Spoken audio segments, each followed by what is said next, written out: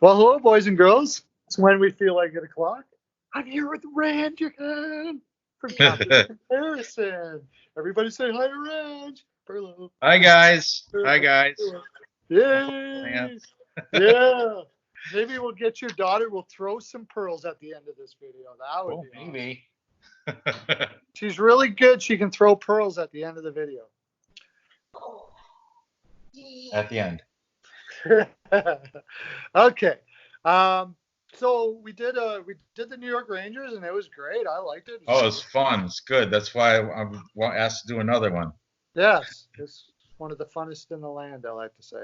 Yeah, so we're gonna do the Edmonton Oilers, and I'll get Helen to grind out some pearls here for us. So we have some at the end of this video. We'll do we'll do some more end of the Corona pearls. Sure, why not? Okay. So this we're is gonna your do favorite Edmonton. team, right? This is my team. It's been a lot of time and deep meditation keeping my angst down for 10 years with this freaking team. But we're actually starting to see some progression here, and not a bad, ever since I picked up Kenny Holland from the Detroit Red Wings, I've liked a lot of the things I've seen anyways. So I don't know. We'll see. Well, we'll see where you want to head with these. I have a lot of ideas of like where they think they may go and stuff like that. Okay, I don't.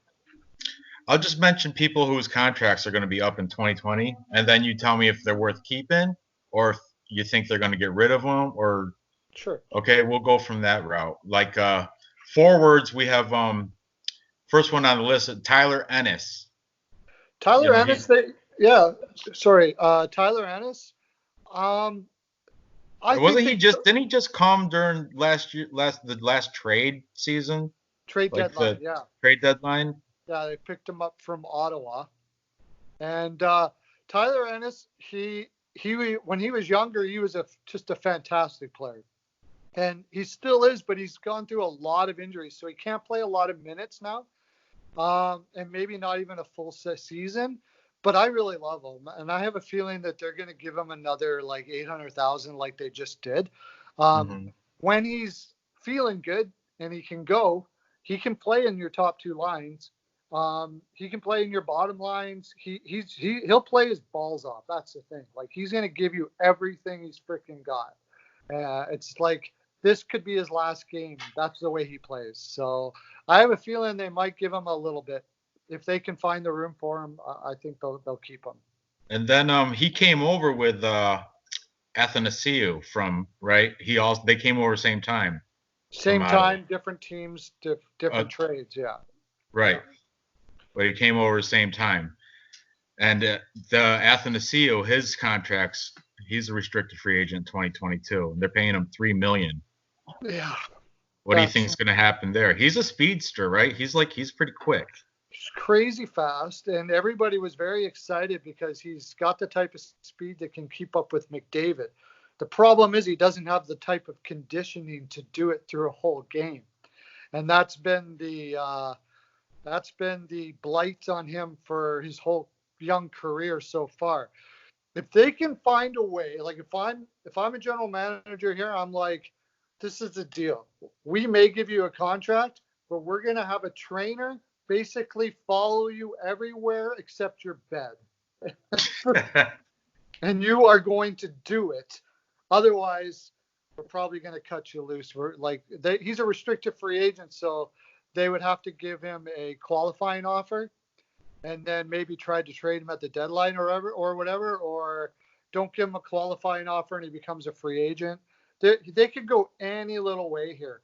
But if his contract is going to prevent them from picking up a free agent to play on their top two lines, they probably let him go. Okay. So finally, the last forward on the list that's close to expiring is Riley Sheahan. Yeah. Riley Sheahan played with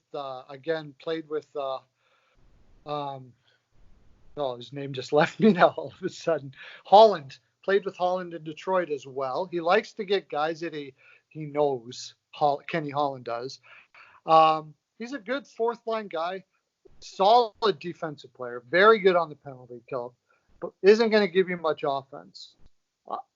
Like I said, if they can find the room for these guys, I think he'd love to have them. I don't know if he's going to get the 900,000 that he's getting now, maybe like 750,000. But if they can find them, they can find room for Tyler and Sheahan, and they're willing to stay for a league minimum. I bet you they find a way to get them signed up. So. There's 2 more people that are on the scratch list that are forwards that are close to expiring. We got the Gaten Haas. Mm-hmm. He's unrestricted free agent in 2020. Yeah. And Joachim Nystrom. What's that? Joachim Nystrom would be the other one. No, it's Patrick Russell. Okay, Patrick Russell. Okay. Patrick Russell, he's got 1 more year left. Gaetan Haas, they picked him up from like Finland or the Swedish league, and I think they're gonna let him go. I think they've got other guys that can fill in his role a little better. He's a little too soft to be playing in those lower lines. So yeah, there's a lot of talent in your forwards, like other Yamamoto and what's his Zach Kassian? Zach Kassian. Yeah. James Neal. These are a lot of these names though I saw on that potential exhibition draft for the Seattle team. Yeah, I think Kassian they'll keep. They signed him to $2 million and then $3 million for the next 4 years. It's going to kind of depend on who they add in free agency. The guy I think you'll see on that list when it comes to going for expansion is James Neal. Yeah, he's 32. He's making 5.7. Holland did a fantastic job of trading Milan Lucic, which was a really bad contract, to Calgary to get James Neal. James Neal does give them more value, but I wanted to take a look here to see if he has a no trade clause, and maybe that's the reason why he's not going to be on the list. No, he doesn't have a no trade clause or a no movement clause. So yeah, he's the guy I think you're going to see up there unprotected for the draft. They'll protect McDavid, Draisaitl, Hopkins. Oh, of course. Kassian. Those guys. And then, I don't think they're going to have much of a problem protecting whoever they want. They're not deep enough. I don't think Zach Kassian will be available for free agency at all. I don't think so. Okay, let's look at some defensive players that are coming up close to their contract expiration. We got Ethan Bear. He's a restricted free agent 2020. Yeah. What do you think is going to happen with him? He's going to eat up some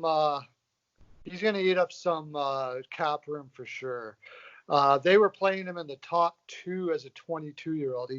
He's a restricted free agent, which means he doesn't have much leverage. Like other people can't offer him contracts or anything like that. Somebody could offer him what they call is somebody could offer him a contract, and then he would have to agree to it, and then Edmonton would get a chance to match it. But for his type of player, I don't think anybody's going to do something like that. So he doesn't really have that much leverage, but he did do well enough that they should sign him to at least $3.5 million. He's one of the cheapest players on the team. I'm just looking at the salaries. He's the least expensive on the entire. There's nobody getting paid less than Ethan Bear right now. Yeah, that's because he's on his entry-level contract. Entry-level contracts are when guys first come in the league, they don't have much choice on their contract, which makes sense. It kind of goes based on where they got drafted and all of those things, sort of things like that. There's a whole list of things with it. So they get one contract for 3 years, and this was $720,000. It was a 2-way contract, so they could send him to the minors if they want to. Oh, I got you. This is the first year where he's 1-way eligible. So, and I think they're going to sign him to about $3 million for 2 years or something like that. He won't want to sign for long term. he's going to want to get build up a reputation so he can go for the big contract in 2 years or so. That's probably what they're going to do there. So he's going to eat up a little of their cap space. They definitely want to keep him. I personally love him. I just love him. I think he's fantastic. So who else we got? The other guy on defense, that's Matthew Benning. He's a restricted free agent in 2020. Yeah, and he probably, if you asked the players, they would say if you pick like the most improved besides maybe Ethan Bear, Matthew Benning might be it. The problem is we got expansion coming up. In expansion, you can only protect 3 defensemen, and that's likely going to be Oscar Klefbom, Adam Larson, and Darnell Nurse. So Matthew Benning is probably not going to be around. It's possible that what they do is they sign Matthew Benning to a contract to say thank you for your time, and then if and likely when he's picked up by the expansion team, he's going to have a nice, contract for himself. So give him $4 million, because more than likely the expansion team's going to take him anyways, and you send him on his way with a lot of million in his pocket and happy. And those are good things that a lot of people don't realize. Teams like to do that. So when they go to get free agents, there's a reputation around that team where they're like, these people take care of you. Right.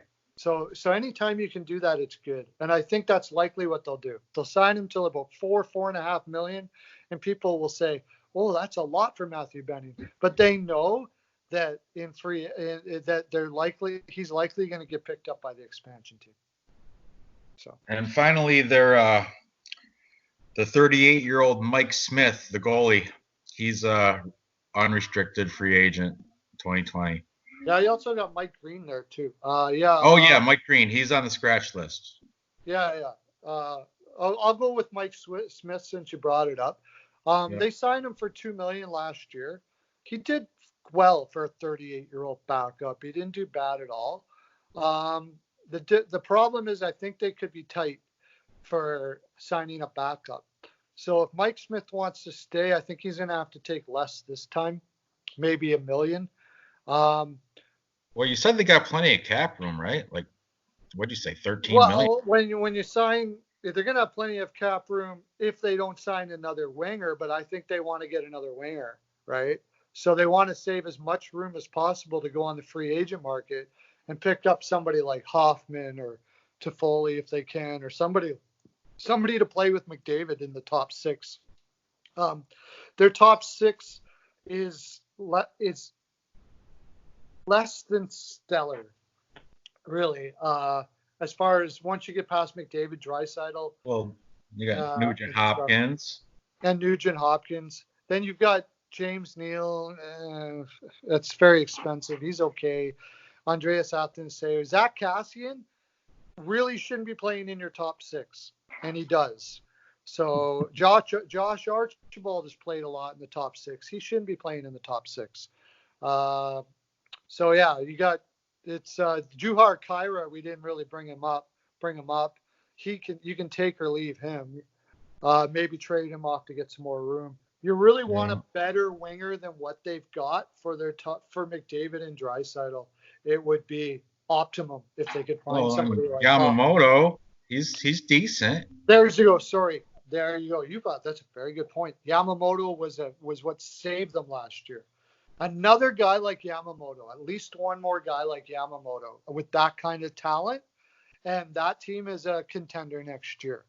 So I think they're one winger short of being a real contender next year. You get one more winger for Draisaitl and McDavid that can score 30 to 40 goals, then we're talking about a contender next year. And I think he'll be doing that. Real quick, back onto defense. We got like you said, Mike Green, the guy from Detroit, right? Yeah. Again, it's which ones do you want to keep? They're paying him $2.6 million. Yeah, I have a feeling he's going to have to stay for less, and I don't think he will. My gut says he's going to have to go.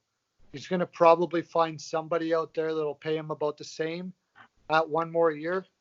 But if he doesn't want to move around because he's got a family and stuff and he wants to sign for $1 million, $1.5 million and they can find the room for him, then maybe they trade. I just mentioned Juha Kyra.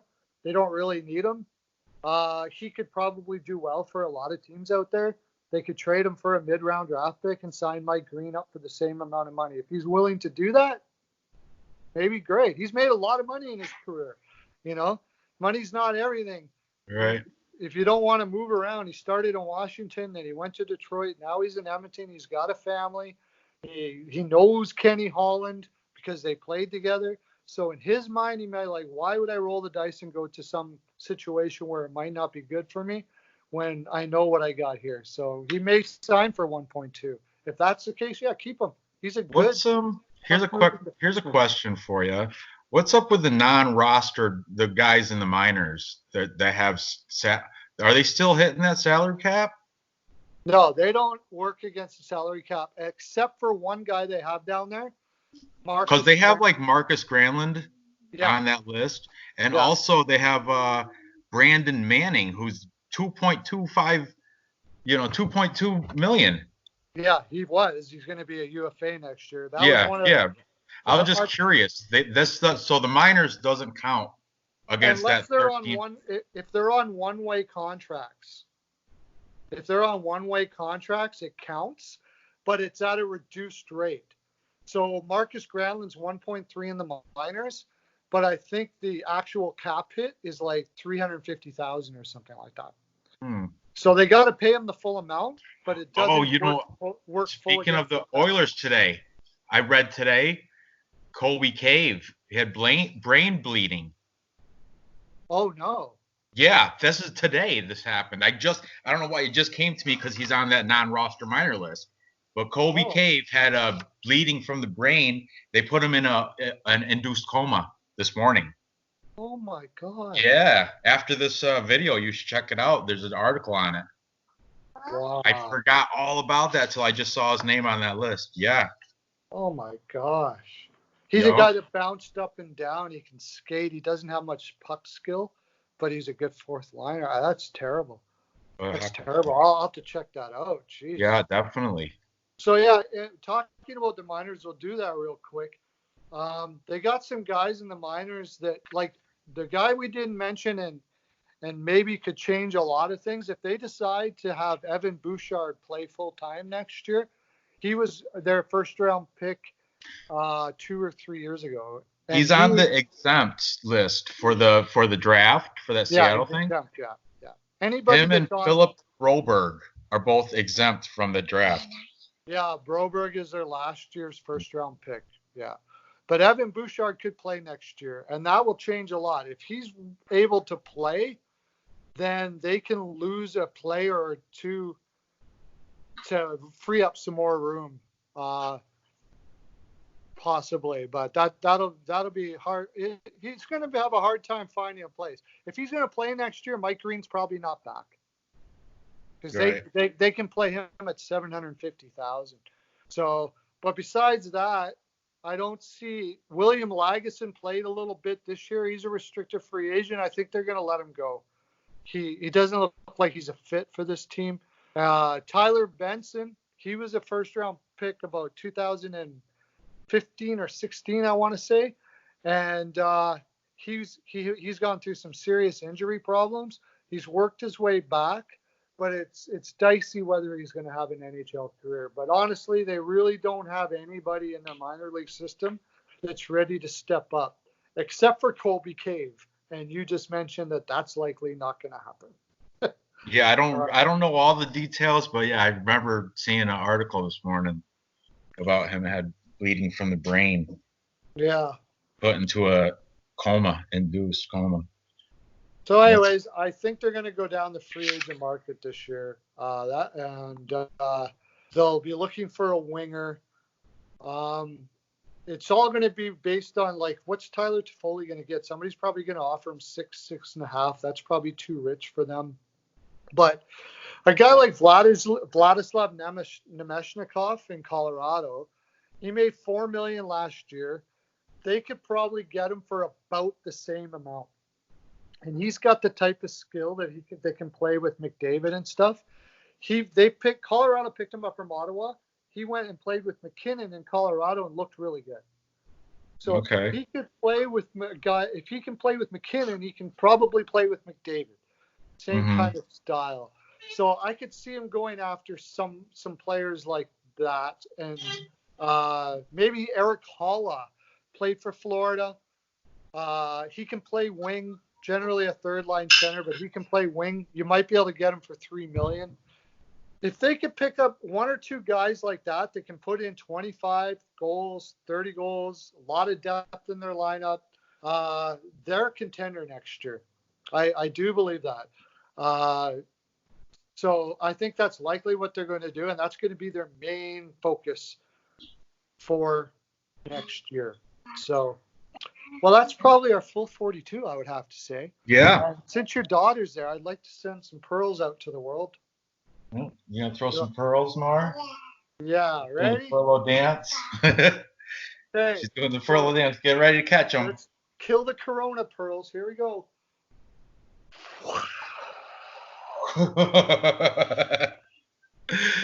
There we go. There we go. Awesome. Do the furlough. We'll Perlo dance our way out of Furlough here. dance. Thanks for doing this, Ranj, and everybody. Yeah, anytime. I love it. I enjoy. I like learning more about these other teams besides the Rangers. I have a little background on everybody because through Fantasy DraftKings, but yeah, I like to get into detail and dive in and see. Yeah. Check out Capper's Companion. He's still doing picks, doing soccer picks over there. I even check it. I don't even know what he's talking about. I just like watching. Yeah, check it out. Pick a favorite with his daughter. Pick a favorite Belarus soccer team or a favorite Nicaraguan soccer team. Start supporting them. Yeah. That's what you do. You just start following a team. Just like somebody new to NHL. Go ahead, pick the Oilers. Start following them. That's all you got. Just get interested. As a longtime Oilers fan, I don't know if I recommend that, but maybe go with. I know you said your dad was a Maple Leafs fan, right? Oh yeah. You mentioned that in one of your B-Pow pick videos would be. My dad. Yeah. Yeah. Poor bugger. And I think B's a Canadiens fan, Habs, right? He is, but he's trying to hold on to being a Canadiens fan, but I think he's more of a Vancouver Canucks fan, actually. Yeah, I know he said that was his pick to go and win the cup, but like you and me, I have no problems betting against the Oilers or. Oh yeah, you got to be a capper before you're a fan. You got to play with your brain before your heart. That's just how it goes. Certainly where I've gotten to now. I'll bet against the Oilers every game if I have. Right. Matter to me. That's what I'm saying. As long as the people are making money, that's what it's all about. Anyways, we'll do this again. We'll pick up another team. All right. Kids are getting crazy. You got to go take care of those kids. Have a great day. Lots of luck. All right. Thank you. See ya. Bye. Come on, Nora. Let's